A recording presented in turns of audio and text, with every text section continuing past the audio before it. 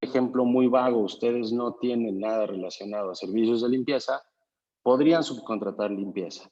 Pero somos una empresa de tecnología y tenemos abierto por el objeto que podamos prestar cualquier tipo de relación con tecnologías de información y comunicaciones, desarrollo de software, desarrollo. Estoy casi seguro que el 90% de las personas que estamos acá tenemos un espectro muy amplio en relación a tecnología en nuestros servicios. También estoy seguro que el 90% de las empresas que estamos acá, si no es que el 100%, muchas veces subcontratamos con terceros ciertas tecnologías o ciertos perfiles que no tenemos nosotros como en gente interna. De acuerdo a esta reforma, eso no lo podemos hacer. Apenas me preguntaba un cliente, oye, pero yo soy una empresa que hago implementaciones SAP. Me salió un proyecto de Oracle, ¿podría subcontratar ese proyecto de Oracle? Desgraciadamente la ley no nos define o no nos da ese nivel de especificación y ahorita poniéndolo en un punto muy blanco o negro, pues definitivamente no podríamos subcontratar esos servicios porque carecen de especialidad, ya que nosotros nos dedicamos al tema tecnológico.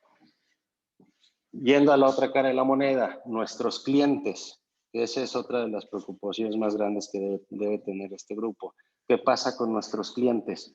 Nuestros clientes, tratándose de clientes grandes como Cemex, como Arca, como cualquier banco, que generalmente tienen el objeto social muy acotado a lo que es su industria, sí podemos seguirles prestando servicios porque son servicios especializados, los servicios que nosotros prestamos. Ahora, ¿bajo qué modalidad de contrato? Porque actualmente podemos hacer servicios tecnológicos en 3 modalidades: proyectos, asignación de recursos o servicios recurrentes. La sugerencia que les puedo hacer, yo tengo 16 años viendo temas tecnológicos, estuve muchos años en T-Systems, muchos años en Oris. La sugerencia que les podría hacer para firmar con contratos con sus clientes en un esquema de B2B sería algo relacionado a, llámese proyectos o servicios recurrentes mensuales. Cualquier cliente nos va a, vamos a rechazar cualquier asignación de personal, porque ahorita los clientes están cubriéndose con la reforma y están buscando que no haya ningún contrato que hable de subcontratación o de asignación de recursos, a pesar de que pongamos recursos especializados. Entonces, tenemos que buscar contratos que sean o de algún proyecto cerrado, que aquí la preocupación que ustedes van a tener y que tenemos que encontrar cómo medir esa preocupación es si en realidad le estoy asignando recursos y voy a obligarme en un contrato de proyecto, pues definitivamente estoy haciendo un contrato llave en mano cuando yo no tengo control de lo que hacen los recursos. Pero es la única forma en la que vamos a poder, por el momento, prestar servicios en esquema de asignación de recursos. Entonces, el contrato que tienen que buscar ustedes con sus clientes nuevamente puede ser un contrato de proyectos o un contrato de servicios recurrentes, o si se diera el caso, pues un contrato de software as a service. Entonces, punto más importante ahorita con la reforma es, tenemos que definir, analizar bien nuestro objeto social por 2 razones, para ver ese objeto social, a qué lo tenemos acotado, qué podemos ofrecer y qué podemos contratar con terceros, viendo de los 2 lados. Esa reforma de objeto social, tenemos que ir ante un notario, tenemos que hacer una asamblea, reforma del objeto social, es una asamblea extraordinaria por la reforma, con lo cual vamos a tener que pagar honorarios de notario y además vamos a tener que pagar derechos de registro público. Ahí tenemos 2 jugadores que con esta reforma les va a ir muy bien en términos económicos. Ahora, otro punto que tenemos que hacer con esta reforma es ir ante el SAT y cambiar la actividad preponderante que estamos realizando para poder acotarla al servicio que efectivamente vamos a prestar.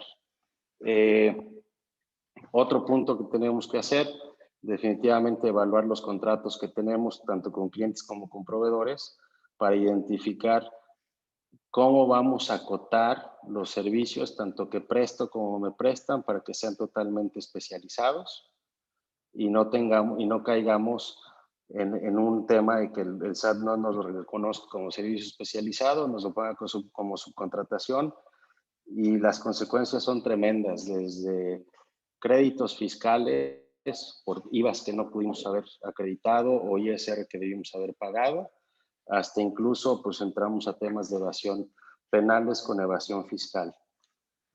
Veo aquí algunas preguntas. ¿Es válido que entre dos empresas de tecnología haya un contrato por proyectos? Pregunta Jorge Girón. Mira, Jorge, desgraciadamente hoy es lo que comentaba hace rato. Probablemente vamos a poner el ejemplo de Neoris y Softec, que decidieran hacer juntos, alguno de ellos contratar al otro. Como los objetos sociales de ambos son prácticamente el mismo y la actividad definida ante el SAT es el mismo, veo muy difícil justificar la especialidad del servicio que se está prestando. Podríamos probablemente presentar ante el SAT una respuesta de un criterio para que nos identifique si podemos separar lo que es Oracle y SAP o .NET con Ruby on Rails y esperar a la respuesta del SAT. El problema de esas preguntas es que si vienen en sentido negativo, pues nos va a ir mal. Si viene positivo, pues podemos entrar a facturar sus servicios. Pero ahorita por el momento te diría que está un poco complicado encontrar cómo hacerlo. Probablemente justificar la tecnología a través de una licencia y de una implementación de esa licencia, y entonces están comprando un activo, o puede ser un software as a service, pero servicios como tal de proyecto lo veo complicado. Un modelo pudiera ser a través de un contrato de alianza, pero tendría que haber un cliente final al cual se le cobre eso. Puede suceder que tu cliente para el cual estás contratando esa empresa de tecnología, si a él le estás facturando esos servicios, que hagamos el hilito de la factura con él, el pago a tu aliado, que es tu proveedor, y con eso podemos configurar probablemente el servicio.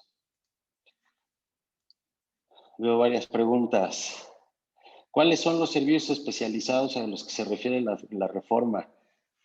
Esa es la parte fea de la reforma, Guadalupe. Especializado significa que no lo tengas en tu objeto social ni en tu actividad preponderante. O sea, si yo soy una empresa de tecnología, un servicio especializado puede ser limpieza, puede ser seguridad, puede ser servicios legales, servicios contables, pero algo que no forme parte de mi objeto social. David Flores, si prestamos a nuestros clientes pólizas de soporte y mantenimiento preventivo y correctivo de equipos red, ¿qué obligaciones tenemos que cumplir nosotros? ¿Registros en algún padrón? ¿Revisar el objeto social del cliente? Sí, yo les recomendaría que en todos los casos revisemos el objeto social del cliente, le pidamos el acta constitutiva, es pública, nos la pueden compartir y veamos cuál en el objeto social que no tenga nada asociado. ¿Cuáles son los riesgos para los clientes? Definitivamente es que no puedan acreditar la contraprestación pagada del servicio, y eso pues lleva a todo el tema impositivo y no se pueda deducir el gasto que se haya realizado, y se va más allá la ley y nos puede generar créditos fiscales y hasta que nos consideren que estamos evadiendo impuestos. En las pólizas de mantenimiento, de cierta forma, debería ser algo que se justifique especializado en cualquier industria, porque al hacer pólizas de mantenimiento de soporte o mantenimiento preventivo y correctivo, estamos hablando ahí principalmente de equipos, ¿no? De hardware, de servidores, de routers, pues ahí es totalmente especializado y tu póliza es un servicio como tal y es un servicio especializado que está acotado a un producto. Entonces podrías mantener sin problema ese servicio sin preocuparte tanto el objeto social, porque estás prestando servicios de mantenimiento a un producto que puede ser Cisco, que puede ser de cualquier marca. Una duda, yo pertenezco a una empresa que vende servicios de subcontratación para todos los contratos de tecnología generados con clientes. Para aquellos que están en empresas de subcontratación, llámese tipo Manpower, Adecco y todo este tipo de empresas, yo te diría que el convenio modificatorio es un poco complejo. Principalmente pensaría en terminar el contrato actual, identificar cuál es el servicio especializado que le puedo prestar a ese cliente y firmar un contrato nuevo con esa modalidad. En especial para las empresas de subcontratación, esta reforma viene a cambiarles por completo el modelo de negocio y todo lo que se tiene que hacer. Como empresa tenemos un proyecto de carácter temporal, ocupamos contratar desarrollos de software para este proyecto, sin embargo esta actividad de desarrollo forma parte del giro de nuestra empresa. ¿Qué alternativas para contratar recursos de manera temporal? Mira, yo regreso al punto que comentaba hace rato, sugeriría que podamos a lo mejor establecer un contrato con un entregable específico. Tendríamos que entender qué es lo que le está subcontratando, pero si al final son puros desarrollos .net y ese es tu giro principal, veo complicado que puedas subcontratar cualquier cosa que sea de desarrollo del mismo tipo de servicios. ¿Por qué? Porque la ley precisamente lo que está buscando es que se contrate al personal de acuerdo a tu giro y que ellos te hagan tus servicios. Buen día, Gerardo. Disculpa, Sí, acaba de lograr conectarse Juan Carlos Martínez, ya está aquí con nosotros, que es también sí, otro de los expertos consultores ahí de Astelaris. Y con una sí. gran disculpa, gracias Juan Carlos, ya estás con micrófono listo para hablar. Y gracias Gerardo, también hay mucha inquietud, hay muchas preguntas, entonces vamos a continuar. Sí, nada más termino estas dos preguntas porque son como repreguntas. Ujú. Eh, el entregable compruebe que no fue una asignación. Desgraciadamente, antes de esta reforma nos sentíamos cómodos haciendo un contrato de servicios y diciendo, mira, al final no son asignados, aquí están los entregables que le hice al cliente. Pero precisamente esta reforma lo que hace es prohibir la contratación de cualquier servicio con terceros que no sea especializada, es decir, que no sea parte de tu objeto social. Ahí el otro punto que me preguntan es que si lo que propongo a lo mejor es cambiar el objeto social del negocio de tal manera que pueda seguir con mis clientes, pues acotar tu objeto social lo más posible a lo que tú te dedicas, revisar con tu cliente a qué se dedica y eso es como un primer paso de lo que puedes hacer, pero definitivamente el cambio del objeto social va a suceder en el 100% de las empresas de este país por la reforma que se vino.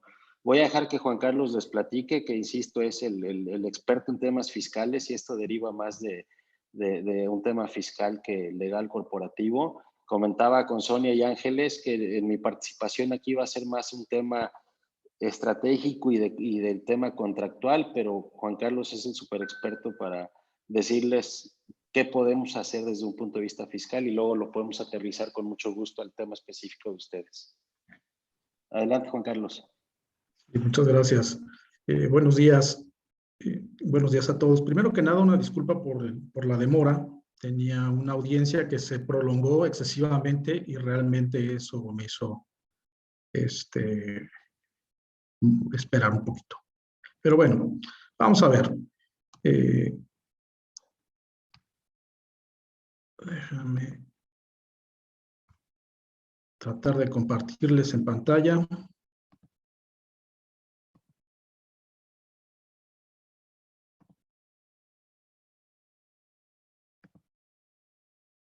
A ver.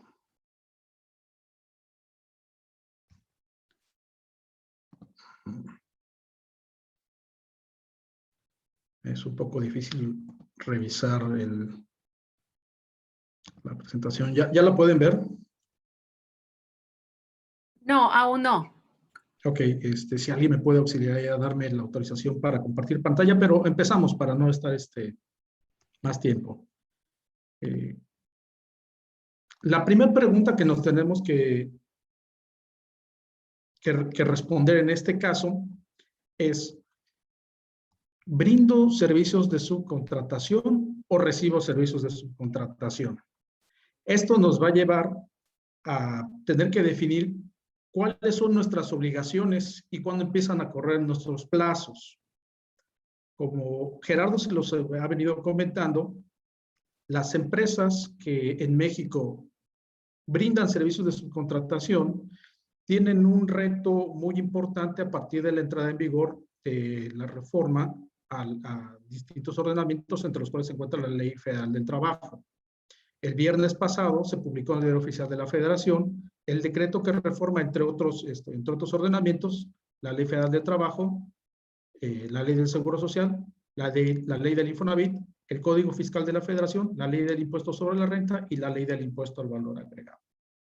¿Qué es lo que permiten estas leyes y qué es lo que prohíben?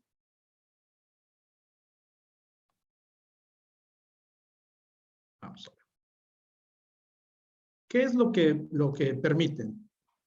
¿Permiten la subcontratación? Es la primera pregunta. Y la respuesta es sí, sí la permiten, pero en ciertos casos solamente. ¿Qué es lo que prohíben? Prohíben la subcontratación, pero en ciertos casos. ¿Qué entendemos por subcontratación para efectos de la Ley Federal del Trabajo? Cuando una persona física o moral proporciona o pone a disposición trabajadores propios en beneficio de otro. Así, en términos generales, esta subcontratación está actualmente prohibida. Pero, ¿qué es lo que permite la misma Ley Federal del Trabajo? Permite la subcontratación de dos tipos o en dos momentos. Cuando se trate de servicios especializados y cuando se trate de la ejecución de obras especializadas. ¿Cuáles son los requisitos? Que ya muy probablemente Gerardo se los está comentando. En primer lugar, que no formen parte del objeto social del beneficiario, que tampoco sean la actividad preponderante del beneficiario. Requisitos formales se encuentra que el contratista esté registrado en el padrón de la Secretaría del Trabajo y Previsión Social y que este contrato conste por escrito en el que se señale el objeto y el número de trabajadores. Entonces, estos requisitos nos llevan a un aspecto importante. Tanto si se acepta estar incluido en el régimen de subcontratación como si se trata de evitar formar parte del mismo, la reforma nos lleva a una obligación, que es para tanto para el prestador de servicios como para el que lo recibe, y que se trata de verificar el objeto social y la actividad económica preponderante de la beneficiaria. Ello debido a que la especialización no está determinada por las actividades del contratista, sino por las actividades a las cuales se dedica su cliente. Aquí hay un cambio de chip muy importante.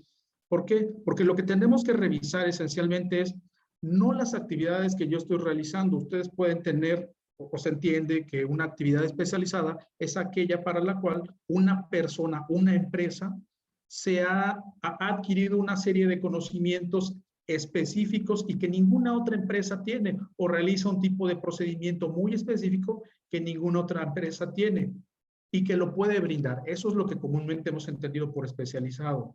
Pero para evitar los sistemas de simulación, el Congreso y el presidente de la República diseñaron esta nueva legislación en atención no a quien está brindando el servicio, sino a quien la está recibiendo. Es decir, ustedes como clientes no pueden recibir aquellas actividades que sean parte de sus actividades preponderantes o que formen parte de su objeto social. Esto implica entonces un reto para todas las empresas a partir del día de hoy. En este punto es muy importante definir esto. ¿A partir de cuándo están obligados? Depende de la posición en la que se ubiquen. Aquellos que reciben servicios de subcontratación están obligados a partir del día sábado, que fue el día siguiente a aquel en que se publicó la reforma. Y aquellos que van a brindar o que están brindando servicios de subcontratación tienen que cumplir una serie de requisitos para los cuales están previstos plazos. Para obtener un registro, primero tienen que emitir las disposiciones generales, la Secretaría del Trabajo, el Seguro Social y el Infonavit, y tienen unos plazos específicos, 30 días para emitirlos o 90 días. Y los particulares tienen 90 días para cumplir con los registros correspondientes a partir de que se emita estas normas generales. Pero aquellos que reciben servicios de subcontratación ya están obligados a partir del día sábado. Es decir, si ustedes tienen trabajadores en el servicio de subcontratación, es importante que ya empiecen a revisar tres aspectos fundamentales: sus políticas dentro de la empresa, sus contratos dentro de la empresa y sus convenios para poder obtener la información correspondiente. Ahora bien, Juan Carlos, ahí quisiera plantear un tema que estoy seguro que es la preocupación de todos, de casi todos los presentes. Hay dos temas en particular. El primero es, en esta industria tenemos muchos tenemos a la gente contratada a través de outsourcing o de estos anteriores proveedores de servicios de nómina. Muchos, o sea, es una forma, somos una industria que el cliente nos castiga mucho la tarifa y desgraciadamente estos clientes grandes nos van forzando a buscar estrategias para poder disminuir el costo y reducir costos y poder ser competitivos. Y entonces eso nos lleva a tener gente contratada con terceros para poder bajar la carga social. Esa es una primera preocupación de qué van a hacer ahí. Y la segunda preocupación es también muchos de ellos prestan servicios a clientes donde, a pesar de que es especializado y tiene que ver con tecnología, por las características del cliente y también buscando bajarnos el precio, nos pide la gente como asignado. Entonces yo, empresa muy grande de tecnología o mediana, le doy a un banco o a una empresa de cualquier otro giro, pues le termino colocando gente especializada que le cobro por hora por el servicio que se está realizando, pero al final le entrego un rate card al final del mes y me paga las horas trabajadas. Esas son dos características que aquí vamos a ver mucho. Y la otra es que también yo como empresa de los que estamos aquí presentes, contrato a terceros que complementan mi propuesta de valor y con ellos le doy un servicio a un cliente final, ya sea como aliado o simplemente lo subcontrato y le pago horas. Esos tres escenarios, ¿cómo los ves aquí? Vamos a ver. Ya pueden ver la pantalla, creo, ¿no? Ya. Sí, ya se ve muy bien. Muy bien, perfecto. Esos tres escenarios los podemos responder aquí. Si me permiten, nada más. Vamos a ver. ¿Qué están viendo ahorita? La imagen de la vía del tren. Sí. Sí. Ok, bueno. La presentación fue hecha precisamente para responder este tipo de preguntas. ¿Cuáles son mis obligaciones si brindo o si recibo servicios de subcontratación? Tenemos que elegir nuestro carril definitivamente para poder llegar a la meta. No hay más.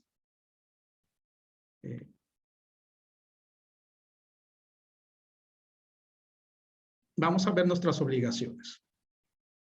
Las obligaciones van a depender de las actividades que realiza la persona, como lo mencionaba, ¿no? Obligaciones cuando brindan servicios de subcontratación o obligaciones causadas por recibir servicios de subcontratación. Y estas obligaciones, a su vez, vamos a encontrar dos tipos, una clasificación. Las obligaciones de carácter laboral y las obligaciones de carácter fiscal. Y aquí las tenemos. ¿Qué le corresponde a cada parte? Las obligaciones de cumplir, como les mencionaba, dependen de dónde te ubiques. Si yo recibo personal subcontratado, lo primero que tengo que revisar es que el contratista cuente con el registro ante la Secretaría del Trabajo y Previsión Social. Esto todavía no se actualiza por lo que les mencionaba.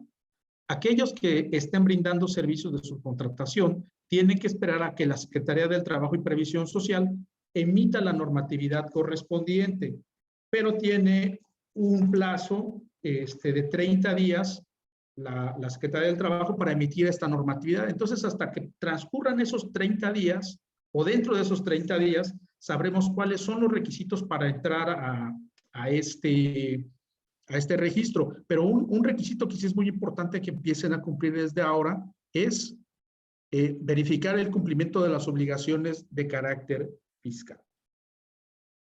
¿Qué significa esto? Que al menos de manera formal tengan presentadas todas las declaraciones, tanto de pago como informativas, y que se cercioren de que no les falte ningún tipo de requisito que ya no corresponde a declaraciones, pero sí puede ser tener instalado su buzón tributario, contar con sus sellos, sus certificados digitales, que no esté próxima a vencerse su firma electrónica, etc. ¿Qué otro requisito tienen que cumplir las personas que tienen personal subcontratado? Vamos a volver a lo que estaba ya previamente legislado en la Ley del Impuesto sobre la Renta y la Ley del Impuesto al Valor Agregado, que es recopilar todos los FDIs de nómina de los trabajadores que les están prestando un servicio. Y a su vez, ustedes cuando estén brindando este servicio tienen que proporcionarnos. Obtener el recibo de pago de las retenciones de contribuciones de impuestos sobre la renta, impuesto al valor agregado, las cuotas sobre patronales del Seguro Social y las aportaciones y amortizaciones del Infonavit. Obtener la declaración del impuesto al valor agregado de su proveedor de servicios, del acuse de recibo del pago del periodo y del IVA trasladado. Y lo que también estaba ya previamente legislado, estos documentos se tienen que obtener a más tardar el último día del mes siguiente a aquel en que se realizó la operación. Vamos a pensar, en el mes de abril, a partir de la entrada en vigor, yo tengo que pagarle la segunda quincena a mi proveedor. Bueno, entonces yo tengo que reunir los requisitos del mes de abril para el último día del mes de mayo. Es importante revisar que en materia fiscal entran en vigor estas disposiciones a partir del 1 de agosto del año 2021. Entonces tenemos ya 3 periodos. Un periodo que ya entró en vigor, que es lo relativo a todas las disposiciones de carácter laboral. Al día de hoy, como patrones, ya están obligados a realizar ciertos requisitos, los que están previstos en las normas de carácter laboral, Ley Federal del Trabajo, esencialmente, Ley del Seguro Social y Ley del Infonavit. Eso ya está obligado. Los requisitos de carácter fiscal, que son esencialmente los requisitos para poder deducir y para poder acreditar, vas a tener que empezar a reunirlos a partir del día 1 de agosto del año 2021. Ahora, en relación con las obligaciones de aquellas empresas que ponen a disposición de otra personal, está la primera, registrarse en el plazo de 90 días ante la Secretaría del Trabajo y Previsión Social. Pero como les mencionaba, este requisito está supeditado a su vez a que la Secretaría del Trabajo y Previsión Social emita las normas de carácter general. Se espera, no se espera, sino que está obligado a hacerlo en un plazo de 30 días naturales siguientes a la publicación de la reforma. La reforma fue publicada el 23 de abril, tendríamos hasta el día 23 de mayo a lo sumo para poder presentar, o mejor dicho, para que la Secretaría del Trabajo y Previsión Social expida estas reglas y a partir de ahí tendríamos 90 días para proporcionar la información que ahí se nos solicite y obtener un número de registro. Esto es importante por la cantidad de empresas que, no, sin ser necesariamente empresas de outsourcing, pero sí están brindando personal en las instalaciones de sus clientes, tendrían que solicitar este registro, pero si la autoridad no les responde, esta empresa puede hacer una solicitud y si a su vez no hay una respuesta a esta segunda solicitud, para que le emita la respuesta, se genera algo que en derecho conocemos como una afirmativa ficta, una positiva ficta. No me respondiste, pero yo cumplí con todo y te solicité que me respondieras y aún así hubo un silencio, se entiende que me diste una autorización para realizar el servicio de subcontratación. Juan Carlos, ahí entonces, si yo soy una empresa que mi objeto social y mi actividad preponderante en el SAT está relacionado nada más a temas tecnológicos, y no te voy a describir el objeto porque lo ponemos muy amplio, pero básicamente desarrollar, crear, modificar, bla, bla, bla, todo lo que tenga que ver con tecnologías de información, software y programas de cómputo. Y uno de los servicios que presto principalmente es asignar personal, o no nada más asignar, muchas veces el contrato puede ser de soporte, pero mi personal está en el sitio del cliente porque da el soporte en sitio, o hacen los proyectos en sitio del cliente. Tendríamos que darnos de alta aquí en el registrarnos en la Secretaría de Trabajo bajo este contexto, o podríamos mantenerlo sin este registro porque al final nuestro contrato es de un proyecto o es de un entregable y aunque la gente está asignada con el cliente, el objeto del contrato es un entregable. ¿Ahí qué sugieres? Mira, yo te sugiero, en primer lugar, revisar el caso específico, pero vamos a pensar que sea un tema muy grande, muy en general. La reforma está hecha para evitar estos casos de carácter general. Cuando revisamos lo que se estableció en el artículo 12 de la Ley Federal del Trabajo, se dijo de una manera muy clara, queda prohibida la subcontratación de personal, entendiéndose esta cuando una persona física o moral le proporciona o pone a disposición trabajadores a otra. No dice que sean especializados, nada por el estilo. Si tú pones a disposición trabajadores de otra, estás incurriendo en subcontratación y esto está prohibido en los términos tan generales en los cuales está hecha la reforma. Entonces, ¿qué es lo que tenemos que hacer? De igual manera, revisar en primer lugar nuestro objeto social y también revisar el contrato. Esto yo creo que es la parte fina de la reforma y obviamente del trabajo que tienen que llevar a cabo las empresas. Si te contratan para la elaboración y además para la implementación de un software, el contrato es muy específico. Cuando hagas tu Settlement of Work, tienes que precisar el objeto y tienes que precisar quiénes son los trabajadores que lo van a realizar y también un periodo. ¿Para qué? Para que con estos 3 elementos tú puedas identificar todo aquello que te pide la Ley Federal del Trabajo. ¿Cuál es la obligación del patrón? En primer lugar, saber qué es esto. ¿Es subcontratación o estoy brindando un servicio? Y aquí la pregunta clave, ¿estás poniendo los trabajadores en beneficio de otra? La otra empresa es la que va a definir cuáles son las actividades o tú le dices a tu personal, realicen esta actividad que es el desarrollo de este software por el cual yo voy a obtener ingresos como empresa y voy a hacer la implementación porque la tengo que llevar a donde se encuentre la base central de datos de la empresa a la cual se la voy a poner. Entonces, el contrato es la clave, pero la idea es evitar incurrir en esto y puedes hacer la solicitud ante la Secretaría del Trabajo y Previsión Social. Digamos, aquí tenemos que manejar las dos cosas, ¿no? Como les mencionaba, políticas, identificar debidamente tus objetos del contrato y obviamente revisar tus contratos y hacer un proceso de gestión con tus clientes también. Y si y si tengo muy claro el contrato de que es un proyecto y entregable, aunque en la vida real el cliente es el que me va a decir qué hacer.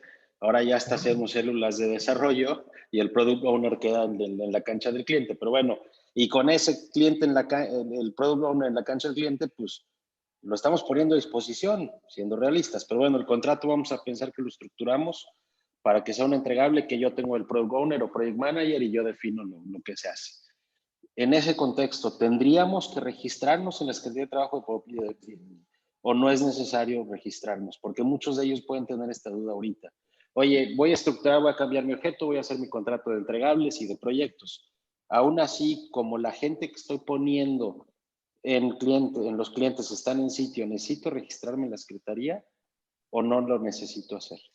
La segunda clave que tienes que tomar en cuenta para esto es lo que les mencionaba hace rato. Lo que determina la especialización no es lo que tú haces, es el objeto de tu cliente. Ok. Si en el objeto de tu cliente está lo mismo que tú haces, muy desafortunadamente te voy a tener que decir que sí, en efecto te tienes que inscribir por una cuestión preventiva. Ok.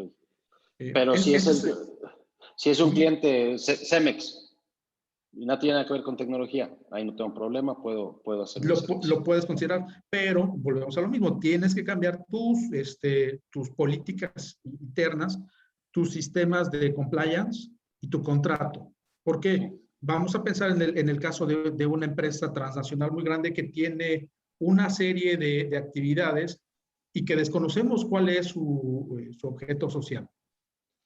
Lo que tú le tienes que especificar, vamos a adelantar un poco, vísperas.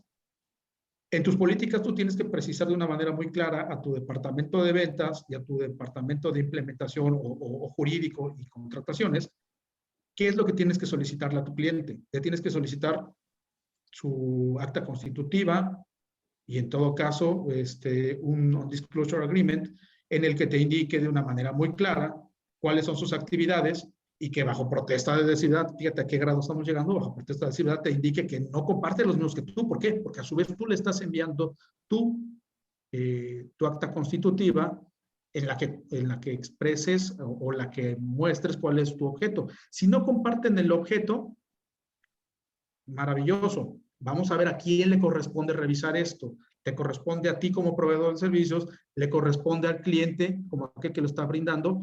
Esto es motivo de una política que tienes que definir. Esto es motivo de una cláusula específica en un contrato, en un convenio que estés haciendo. Términos y condiciones, y lo que tú te manejes es a través de internet, no sé, depende mucho del caso en específico, pero sí lo tienes que precisar.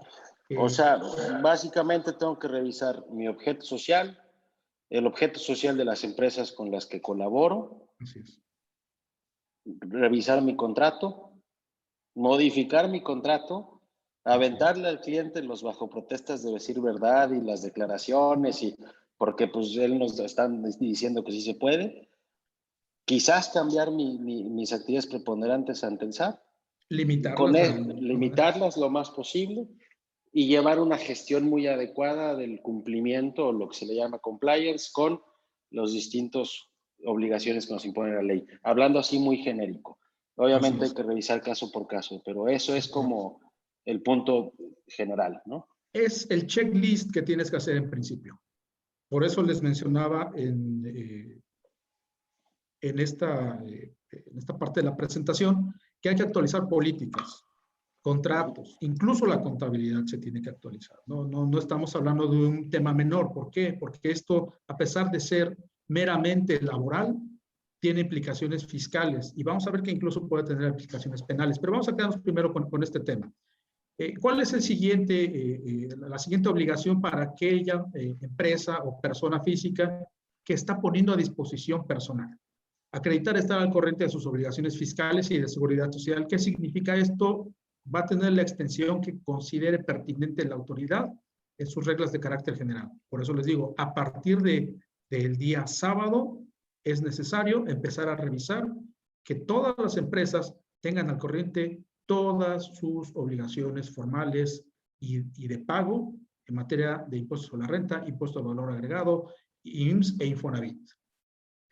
¿Qué otra obligación tienen? Proporcionar cada 4 meses la información de los contratos celebrados. Esto ya se venía realizando, fue motivo de una reforma hace 2 años y se eliminó, pero vuelve de nueva cuenta a estar vigente en la legislación, solo que ahora es cuatrimestral. Este es un tema, el siguiente punto es dar de baja en el plazo de 90 días a los registros patronales obtenidos en términos del artículo 75 de la Ley del Seguro Social. ¿Qué era esto? El artículo 75 establece, o establecía, porque ya quedó derogado en su segundo párrafo, establecía el derecho para aquellas empresas que se dedicaban profesionalmente a la subcontratación de tener un solo registro patronal para todo el país y que abarcaba todas las clases de riesgo. Esto era una gran ventaja para las empresas y se lo reconocía de esta manera la legislación, porque no tenían que ir en cada subdelegación a abrir un registro patronal. Pero a partir de la entrada en vigor de esta reforma, se tienen 90 días para ir a cancelar. Si no lo cancelan, una vez transcurrido este plazo, el Seguro Social va a dar de baja estos registros patronales. Entonces, aquí este es un tema importante que es necesario tener en cuenta. Y el siguiente elemento, o la siguiente obligación es enviarle toda la documentación referida en la primera columna a tus clientes. Poner a disposición, que no es más que enviársela.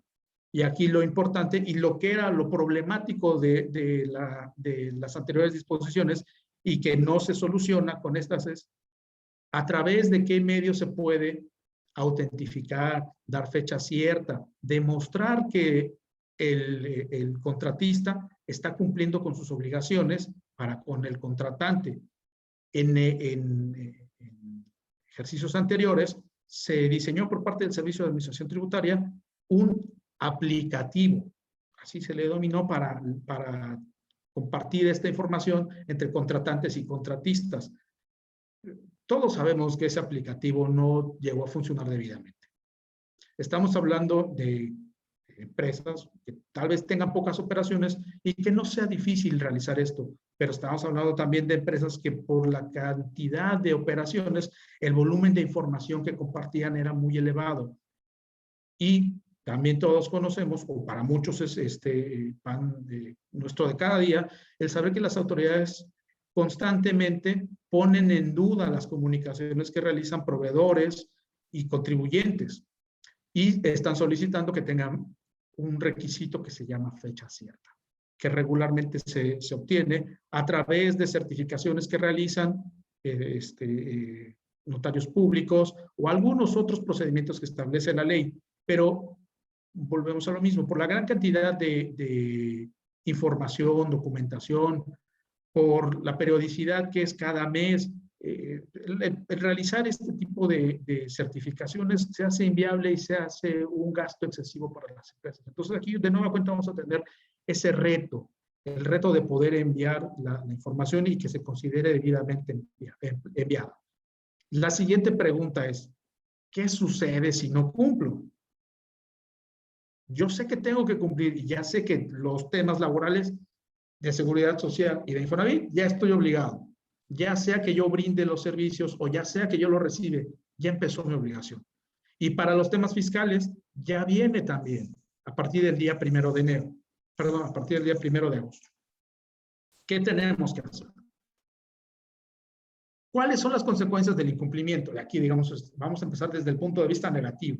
Ya vimos lo que tenemos que hacer, pero ¿qué pasa si no lo hago? Vamos a clasificarlo en 3 elementos. En relación con las obligaciones hacia los trabajadores, si yo contrato a una persona o a una empresa que realiza servicios de subcontratación, pero que no me ha enviado o que no tiene de antemano el registro ante la Secretaría del Trabajo y Previsión Social, eso a mí como contratante me va a generar una responsabilidad solidaria ante los trabajadores para efectos de la Ley Federal del Trabajo. Es decir, si ellos no le pagan, solidariamente yo les tengo que pagar. Si ellos no les incumple, solidariamente les tengo que pagar. Si a ellos se les, de alguna manera se les afecta en sus prestaciones económicas, en un juicio de carácter laboral, el contratante va a ser demandado de carácter solidario. Lo mismo ocurre para efectos de las aportaciones de seguridad social, ya sea propiamente de la ley del Seguro Social o del Infonavit, pero también para efectos fiscales. Aquí también es un tema muy importante.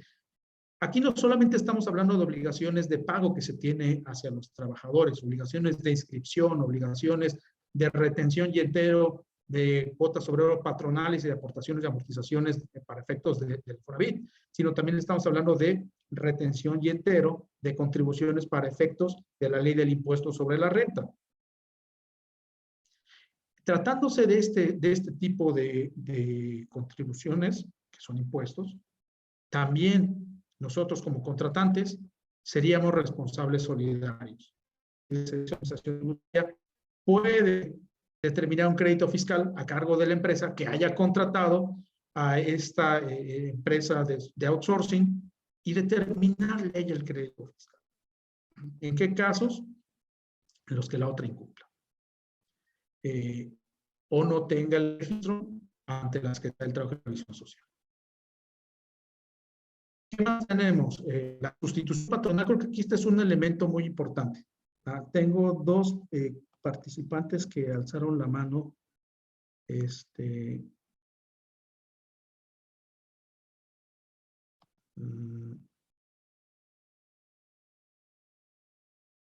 A ver, dice, si vendo equipos y cobro la instalación, ¿debo registrarlos en la Secretaría del Trabajo y Previsión Social?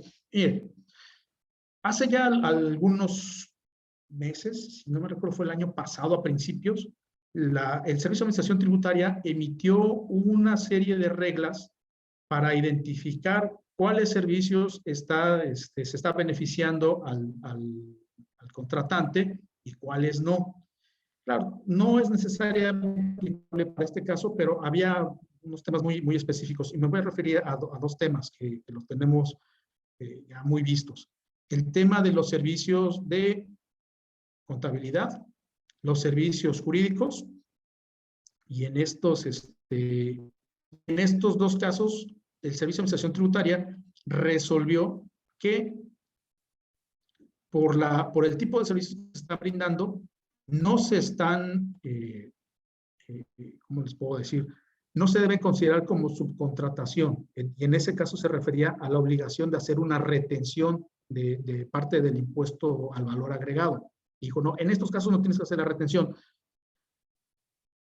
Palabras más, palabras menos, vamos a tratar de aplicar esta misma regla para solucionar su tema. Si tú te dedicas a la compraventa de equipo de cómputo y tu cliente no se dedica a la compraventa de equipo de cómputo ni se dedica a la instalación de equipo de cómputo y tú le vendes equipo de cómputo y tú se lo instalas, pues obviamente no tienes que, no te ubicas en el supuesto de subcontratación. Tú estás vendiendo un equipo y brindando un servicio. Lo que tendrías que hacer es identificar debidamente, como les menciono, en tu contrato, en tu CFDI, cuáles son los servicios que estás brindando, cuáles son los bienes que estás vendiendo, pero también tendrías, como les menciono, que revisar el objeto social de la empresa, de tu cliente, y revisar sus actividades preponderantes. Insisto, les va a llevar una serie de obligaciones que no son solamente formales de ustedes pago de sus contribuciones, sino una serie de obligaciones de debida diligencia que los obligan a ustedes a obtener cierta información. Pero si estás en estos supuestos, como te digo, lo precisas debidamente tu contrato, emites el CFDI como lo tienes que emitir y tu cliente revisas, al menos de manera iniciaria, confiando en la buena fe de las personas, que no realice estas actividades ni es su actividad preponderante, no tienes que estar inscrito. Bueno, como les mencionaba. Muchas gracias. Juan Carlos, hay alguien que levantó la mano, Rafael Serna. No sé si quieras comentar, Rafael.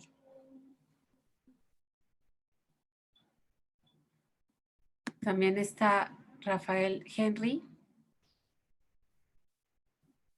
Tienen permitido hablar, pero no sé si tienen su micrófono. Realizó una pregunta, Rafael Henry, dice, sobre la base de la definición de outsourcing, cualquier persona que le preste a otra cualquier servicio, por ejemplo, ¿es outsourcing? No. No. Aquí el outsourcing es que tú le estés poniendo a su disposición personal y que sea en beneficio de la otra, no que le prestes un servicio. Aunque técnicamente pareciera ser que podría ser lo mismo, pero no. El que tú le des un personal para que realice una actividad que está contratada de una manera muy específica, no es outsourcing. Pero volvemos a lo mismo. Esa es la definición del outsourcing prohibido. Esto está prohibido de una manera muy general, que yo te dé personal para que te beneficie. ¿En qué? En las actividades que tú quieras. A lo mejor ahí, a lo mejor podemos poner dos ejemplos de lo que es el outsourcing para que nos quede un poco más claro todos. Por un lado es empresas como Manpower, que llegaba y le decía a empresas grandes, tú no necesitas tener personal, yo tomo todo tu personal, yo lo contrato y ahí está haciéndote tus labores en tu oficina. Eso ya está prohibido. Otro ejemplo muy parecido, que le dio la torre a todas las empresas grandes. Todas las empresas grandes empezaron a tener estructuras corporativas, fiscales, donde teníamos a una prestadora de servicios y hasta se llamaba así. Volkswagen de México tiene, Volkswagen de México que es de armadura, Volkswagen Bank que presta por el Volkswagen Leasing y por ahí tiene Volkswagen Servicios de Personal. Ese es el nombre de la sociedad. ¿Qué hacían? Ponían ahí a muchos empleados y estos empleados prestaban servicios a las distintas unidades de negocio. Eso ya no está permitido.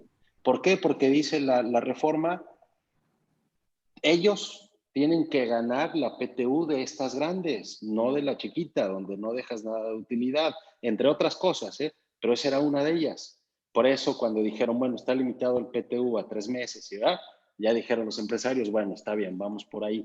Pero esos son los dos temas de subcontratación. Y como dice Juan Carlos, es poner a una persona a disposición de una empresa para que haga alguna actividad que esté relacionada con su objeto social. Si el banco no tiene nada que ver con tecnología y ponemos una persona de tecnología, en teoría no es subcontratación, es un servicio especializado. Para poder darte la certeza de que si es servicio especializado, tenemos que revisar objeto social del cliente, objeto social tuyo, los conceptos de facturación y tu contrato. Pero así, si lo pensamos de manera general, pues el banco se dedica a colocar créditos, no tiene que ver con tecnología, yo le estoy poniendo personal para que desarrolle proyectos o desarrolle desarrollos o de soporte o de mantenimiento, se justifica lo especializado, con lo cual no caigo en subcontratación. Así de manera general, sin que se tome como ya que les estamos diciendo, ese es el camino, ¿no? Pero va por ahí para diferenciar lo que es subcontratación y lo que no es. Así es. Aquí, insisto, el tema que deben tomar muy en consideración es la subcontratación no está definida en cuanto a las actividades que tú realizas. O sea, no es lo que tú hagas, no es lo que tu empresa haga, sino el objeto y las actividades preponderantes de tu cliente. Tenemos que salir de esa órbita. Yo soy especializado porque sé hacer algo que nadie más hace o que la generalidad de las empresas no realizan. No es eso, es qué es lo que tiene declarado tu cliente, qué es lo que consta en su objeto social y cuál es su actividad económica preponderante para efectos fiscales. Por eso les menciono, es importante revisarlo. Vamos a ver, vamos a problematizar este tema, el que mencionaba Gerardo, en el tema de los bancos. El banco esencialmente a lo que se dedica es a colocar crédito. Pero, ¿cómo colocas el crédito? ¿Lo quieres colocar a través de una plataforma electrónica? Bueno, el banco muy probablemente hizo dentro de sus estatutos, agregó ya alguna cláusula, alguna parte del objeto en la que se le permite desarrollar software para colocar crédito, para buscar acreditados, para realizar cobros. Y si tú tienes la misma actividad, ¿qué crees? Esa subcontratación podría estar prohibida. Entonces, es muy importante que tengamos muy claro esto. La subcontratación no se debe a lo que yo realizo. La tenemos que identificar en atención a lo que nuestro cliente tiene en su objeto social y es su actividad económica preponderante. Y ahora eso lo llevo a la parte de yo que subcontrato la nómina con terceros o incluso servicios. Y aquí es todas las empresas de tecnología. No somos nada más nosotros que somos pymes, sino empresas muy grandes como IBM, T-Systems, HP, tienen subcontratados empleados con manpower y a su vez tienen subcontratados ciertos servicios específicos con empresas. En esos casos, Juan Carlos, igual somos empresas de tecnología, tendríamos que acotar nuestro servicio nuestro objeto lo más que podamos y les podemos subcontratar proyectos, aunque sean de tecnología, o al ser tecnología podríamos entrar al tema de subcontratación. Es decir, yo soy una empresa de tecnología, mi objeto social dice que presto servicios y relaciones con tecnología y estoy subcontratando a una empresa. Vamos a decir que no importa si es de nómina o también hace tecnología, me da un contrato de tecnología. En ese caso, se configuraría la subcontratación, con lo cual está prohibido y no lo puedo hacer.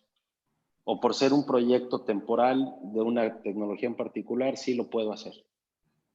La reforma no establece ninguna distinción en cuanto al periodo en el cual tú estás proporcionando a los trabajadores. No importa si son trabajadores temporales o son trabajadores permanentes, son por obra o tiempo determinado, o si están sujetos a un periodo de prueba, etcétera. No lo establece. Entonces, en cuanto al periodo, si es un proyecto, no tendría ninguna distinción. Cosa que también es revisable, ¿no? En un tema de litigio. Pero ahorita vamos a ver por qué no conviene tanto entrar a temas de litigio. Vamos a pensar esto. Si tú realizas proyectos y son muy específicos, la recomendación así en general, que no necesariamente es una bala de plata que va a servir en todos los casos, pero la recomendación general es la que tú mencionabas. Tienes que acotar tu objeto social. Hacerlo de tal manera específico que no coincida con el de la mayor parte de tus clientes. ¿Cómo? Tienes que identificar cuáles son las operaciones que estás realizando. Ok. Voy a poner un ejemplo. Voy a usar dos empresas grandes que todos conocemos. Neoris. Yo soy Neoris y tengo un proyecto con un cliente muy grande. y resulta que voy a contratar a Softec porque yo, pues no tiene caso contratar a ciertos empleados de ciertas características para el proyecto porque los tiene Softec. ¿Qué tipo de contrato podría firmar con ellos para que sea posible este servicio? ¿Puede ser un contrato de alianza? O porque pues tenemos el mismo objeto social, el mismito, solo que para este proyecto en particular la especialidad la tienen ellos, no la tengo yo. Tienes que hacer un contrato en el que el objeto sea muy específico. Y la recomendación es, hay que evitar la simulación de operaciones. Y ahorita vamos a ver por qué. Pero bueno, es mejor ser específico en el contrato que simularlo. Si el código fuente requiere especialistas en un aspecto muy en concreto, desarrollo, déjenme decir una tontería porque realmente desconozco completamente cómo se clasifican los servicios, pero sí lo vamos a ver. Si necesitamos que desarrollen algo para iOS o para un sistema Android o que lo desarrollen con Java, bueno, tenemos que ser muy específicos. Vamos a hacer una aplicación o te necesito para esta parte específica del código fuente o te necesito para esta parte específica del uso. ¿Por qué? Porque yo no tengo estos trabajadores. Solamente tú los tienes. Solamente tú tienes quien está especializado en este tema. Bueno, tendríamos que hacerlo de tal manera específico el objeto que se justifique, pero también por eso les mencionaba, es importante que todo lo demás que está alrededor de ese contrato también sea, ¿cómo les puedo decir? Acorde, coherente. Las políticas de mi empresa tienen que ser muy claras. Yo solamente voy a contratar servicio especializado. En este caso, mi política lo debe indicar. Mi contrato tiene que ser muy coherente, pero a su vez debo tener, déjenme adelantarme un poco, debo tener también un proyecto.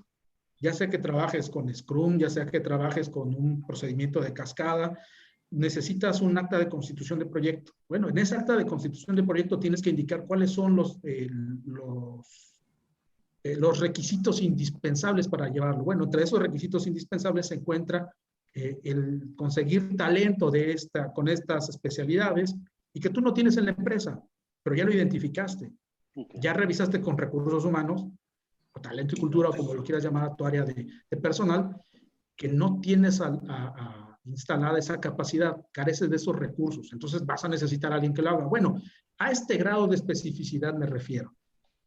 O sea, podemos el contrato acotarlo muy bien a que el servicio que ellos están prestando está relacionado con estos perfiles y estos entregables. La factura que recibamos de ellos tiene que también venir muy específica a esos entregables y esas tecnologías. Y pues ya dentro de eso, pues tener una política donde diga que ese tipo de expertise, y se sucede en algunas empresas, tenemos algunas matrices, donde decimos este tipo de expertise o de perfiles no están dentro de mi propuesta de valor como empresa, con lo cual si los contrato es con terceros, ¿por qué? Porque no tiene caso que sean empleados, porque siempre van a hacer cosas muy específicas. Con eso podemos, asumiendo los objetos y demás, pensar que estamos cubiertos de cierta forma. Es correcto. Así, digamos, tiene que ser de esta manera tan específico para poder tener una mayor seguridad. Como les mencionaba aquí, la clave es el compliance, la debida diligencia. Sí. ¿Qué es lo que si me revisan, da una certeza de que en efecto estoy realizando un servicio de subcontratación permitida o estoy recibiendo un servicio de subcontratación permitida?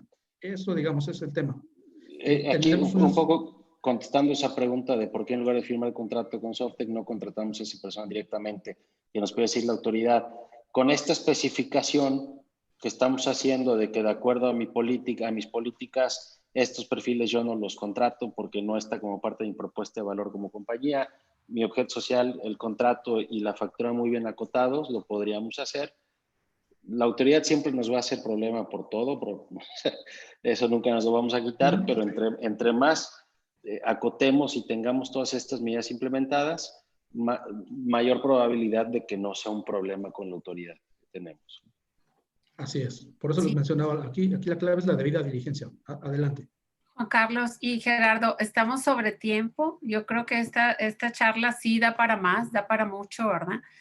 Tenemos una pregunta aquí, yo creo que contestamos esta última y podemos cerrarlo. Dice Juan Francisco Salas, ¿qué sucede si doy servicios a una empresa extranjera que vende software a empresas maquiladoras en México y ellos venden los servicios a la compañía mexicana, pero yo los proporciono? En alguna revisión a mi cliente, ¿qué tendría yo que tomar en cuenta? Aquí ese es un tema muy interesante porque estás triangulando. Tú le estás vendiendo a una extranjera y si tú vendes a una extranjera no se considera subcontratación si se lleva a cabo allá. Aquí vamos a revisar ciertos temas muy específicos que se tiene que regular en materia de cuestiones de tecnologías de la información, como cuándo se va a considerar que tú estás brindando un servicio. Dependerá de dónde se encuentre la dirección IP, dependerá de dónde se haga la entrega material del software, de cómo se transmita, muchos temas, ¿no? O sea, no es una respuesta tan sencilla, tiene su grado de complejidad. Pero con independencia de esta pregunta, además me gustaría dejar unos puntos que ya están puestos en la presentación y que me interesa que revisen, ¿no? El tema de la simulación. La reforma establece dos sistemas de simulación ya muy identificados. Cuando los trabajadores del contratista originalmente hayan trabajado con el contratante, es decir, que se haga una sustitución patronal. Esto se considera un esquema simulado. Y segundo, cuando las actividades que realicen los trabajadores sean las actividades preponderantes del contratante. En estos dos casos se consideran esquemas simulados. Tienen efectos fiscales que van a hacer que no se pueda realizar la deducción ni el acreditamiento correspondiente a las erogaciones que se hagan para el pago de estos servicios. Y eso de antemano es un golpazo para la empresa, porque ya no está sujeto a una revisión o es tajante. No hay una ponderación de que hasta qué grado sí se puede, hasta qué grado no es. No puedes hacer la deducción ni el acreditamiento. Pero tiene una consecuencia también súper grave, que se considera esto como un delito de defraudación fiscal. Y los delitos de defraudación fiscal se sancionan con penas ya privativas de prisión. Ahí están, les vamos a hacer llegar este material, ahí están los montos, a partir de 1.700.000 pesos. En el ejercicio, no es un solo movimiento, puede ser en un ejercicio y puede ser por diversas contribuciones. Es decir, tú cuando contratas a una empresa de outsourcing, la contratas para que te brinde servicios por un periodo prolongado y te va a cobrar el impuesto de valor agregado, pero también va a generar ella un impuesto sobre la renta propio y de los trabajadores. Bueno, todos estos impuestos se van a sumar para determinar el monto en el que se considera que existe una defraudación fiscal. Y a partir de esto puedes tener consecuencias muy gravosas, que es el tener pena privativa de la libertad y que incluso puede ser sujeta, como ya lo sabemos, por las políticas punitivas que actualmente están en marcha, a prisión preventiva oficiosa, es decir, no hay forma de salir. Entonces, esto es un tema muy delicado, bueno, de salir previamente, antes de que se dicten las sentencias, a lo que voy. Y esto, a su vez, se considera un agravante. Y esta agravante va a aumentar la pena. Y para que no se considere el agravante y para que puedas tener una salida, lo que tienes que hacer es pagar la contribución y no hay criterios de oportunidad en este caso. Entonces estamos hablando de un tema muy delicado. Cuando ustedes tengan alguna charla con su proveedor de servicios, sí tienen que ser muy claros en este tema.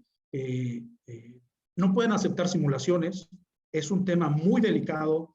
Es un tema costoso, las multas son muy elevadas, ya no las vimos, pero son multas que implican, no sé, sanciones que van desde los 22,000 pesos hasta los 4,481,000 pesos por una misma infracción. Es decir, para efectos de la Secretaría de Trabajo y Previsión Social, voy a ser multado con 44,000 pesos, 22,000 pesos, pero esa misma infracción me va a traer una sanción para efectos fiscales, nada más de multa formal, ni siquiera estamos hablando de multas de fondo, de hasta 4 millones de pesos.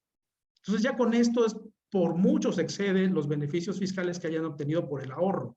Entonces hay que tener mucho cuidado. Excelente, excelente, Juan Carlos, Gerardo. Creo que todos los que entramos hoy a esta charla nos llevamos algo útil y excelentes comentarios acerca del contenido. Muchísimas gracias, Gerardo. Muchísimas gracias, Juan Carlos, por la invitación a Stellaris. Gracias por estar aquí. Y yo creo que damos fin a el día de hoy, pero no nos quedamos con las ganas de volverlos a tener de invitados y volverlos a escuchar. Yo creo que Hombre, a todos nos hace mucho bien. no, muchas gracias, Sonia, por el espacio y ahí a través de Sonia Ángeles, quien guste nos puede contactar y podemos revisar más a detalle la situación que tengan y ayudarlos a tomar las medidas. Nada más como apunte final de mi lado, hay que ser cuidadosos en todo lo que vayamos a hacer, principalmente considerando que tenemos a los empleados en outsourcing actualmente. El incremento en costo de migrarlos a nómina interna pudiera ser desde un 30 hasta un 60%. Entonces, y pues si los márgenes que traemos como empresa andan por los 30, pues tendríamos un problema muy serio. Tampoco ahorita es decirte vamos a migrar por completo de un mes para otro. Se necesitan evaluar cómo ir haciendo todo esto de manera escalada para que puedan continuar teniendo un negocio y no creer que por la reforma se acabó mi negocio y ya no puedo hacer otra cosa. Hay que definir un plan y ver de qué forma escalada podemos ir migrando y cumpliendo con los requerimientos de la ley y evitando que nos caigan las multas que comenta Juan Carlos, porque entonces ahí sí no hay ni Dios nos quita, pero el mensaje final es, hay muchas cosas que se pueden hacer, no es blanco y negro, tenemos muchos elementos que podemos evaluar para definir una estrategia, y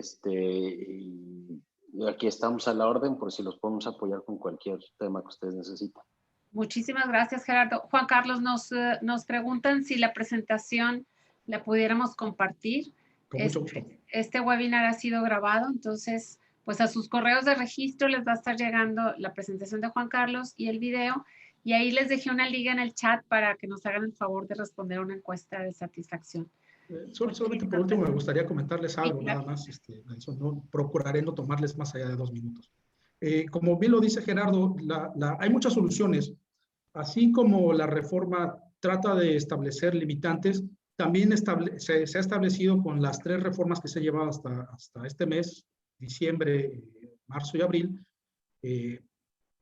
opciones que tienen las empresas y los empresarios para poder ya sea asumir de manera interna los costos de la nómina, pero con ciertos beneficios, o seguir con temas de subcontratación, pero debidamente acreditados.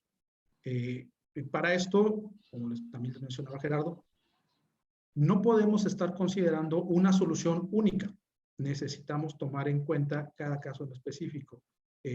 Y para ello, nosotros gustosamente estamos a sus órdenes para poder revisar casos por caso y ofrecerle las mejores soluciones y también ser muy claros en qué momento hasta qué momento podemos soportar un riesgo y cómo podemos gestionarlo. Y en otro punto es encontrar las opciones de negocio, pero con soporte en la ley. Perfecto. Muchísimas gracias. Aquí les estaremos pasando sus contactos también.